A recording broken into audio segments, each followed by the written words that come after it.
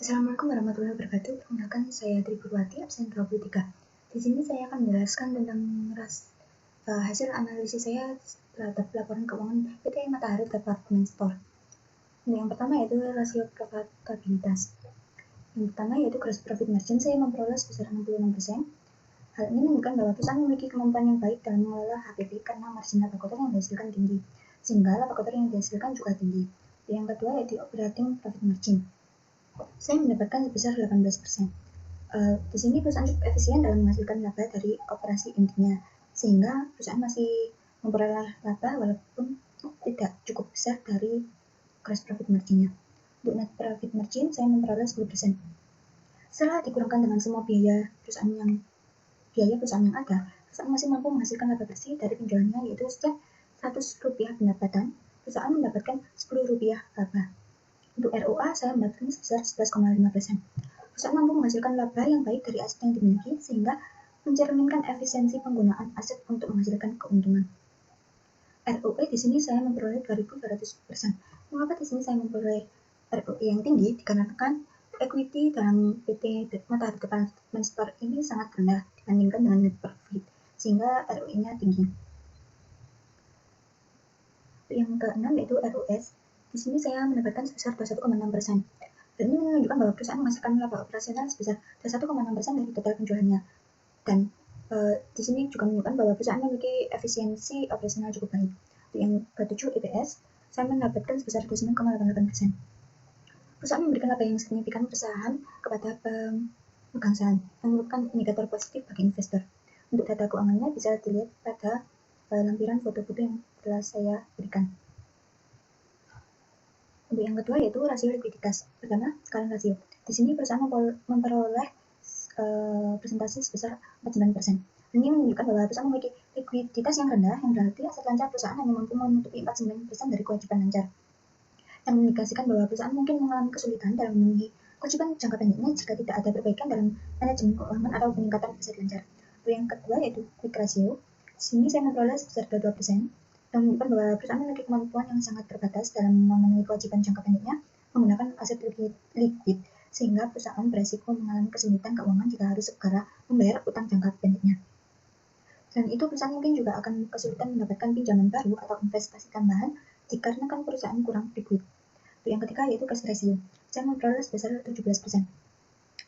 Perusahaan hanya memiliki 17% dari total kewajiban lancar yang dapat ditutup dengan kas atau setara kas yang tersedia. Hal ini kurang baik karena cash ratio idealnya itu 50% sampai 100%.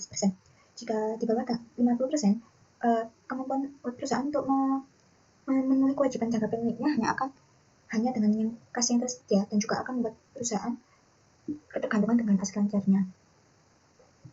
Untuk datanya bisa dilihat pada lampiran foto berikut. Yang ketiga yaitu rasio solvabilitas. Yang pertama DER. Di sini saya memperoleh sebesar 19.054%. Hal ini menunjukkan bahwa perusahaan memiliki utang yang jauh lebih besar dibandingkan ekuitasnya. Juga, perusahaan lebih banyak dibiayai oleh utang dibandingkan dengan modal sendiri, sehingga risiko keuangan sangat tinggi. Yang kedua yaitu debt to asset ratio. Perusahaan memiliki tingkat utang yang hampir setara dengan asetnya. Hal ini membuat perusahaan lebih berisiko jika terjadi penurunan pendapatan. Yang ketiga yaitu times interest ratio. Saya mendapatkan sebesar 351%. Dan ini menunjukkan bahwa perusahaan memiliki laba operasional sebesar 3,41 kali lipat dari beban bunga yang harus dibayarkan. Yang berarti perusahaan mampu menutupi beban bunganya lebih dari 3 kali lipat dengan laba operasional yang dihasilkan. Untuk datanya bisa dilihat di gambar di bawah sini. Dan untuk yang terakhir yaitu rasio aktivitas. Untuk yang pertama account receivable turnover. Saya mendapatkan sebesar 104,5 kali. Yang mengindikasikan bahwa perusahaan mampu mengubah piutang menjadi kas sebanyak 104,5 kali dalam satu periode. Ini juga menunjukkan bahwa perusahaan memiliki proses penagihan piutang yang sangat efisien. Yang kedua yaitu inventory turnover sebesar 2,64. Dalam satu periode, persediaan barang dagang perusahaan telah terjual dan diganti sebanyak 2,64 kali. Hal ini menunjukkan bahwa perusahaan mampu mengelola persediaan dengan cukup baik meskipun tidak terlalu tinggi. Untuk yang ketiga yaitu working capital turnover. Saya menemukan sebesar 21,41, yang menunjukkan bahwa perusahaan mampu menghasilkan penjualan sebesar 21,41 kali lipat dari modal kerja yang dimiliki, yang menunjukkan bahwa perusahaan sangat efisien dalam menggunakan modal kerjanya untuk menghasilkan pendapatan. Yang keempat, fixed asset turnover sebesar 1,12. Perusahaan mampu menghasilkan penjualan sebesar 1,12 kali dari nilai aset tetap yang dimiliki Hal ini menunjukkan bahwa perusahaan cukup efektif dalam memanfaatkan aset tetap untuk menghasilkan pendapatan. Dan yang terakhir yaitu perputaran aktiva sebesar 1,11 kali.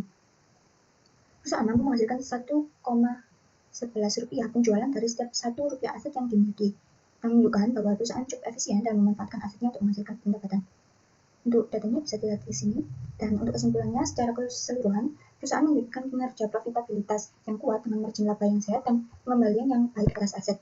Namun angka ROE yang sangat tinggi perlu diwaspadai juga karena kemungkinan besar merupakan dampak dari struktur pendanaan yang sangat bergantung pada hutang. Selain itu, resiko likuiditas yang rendah menunjukkan potensi masalah dalam memenuhi kewajiban jangka pendek. Tambahan rasio solvabilitas mengindikasikan risiko finansial yang besar karena dominasi pendanaan melalui hutang. Sekian penjelasan dari saya. Terima kasih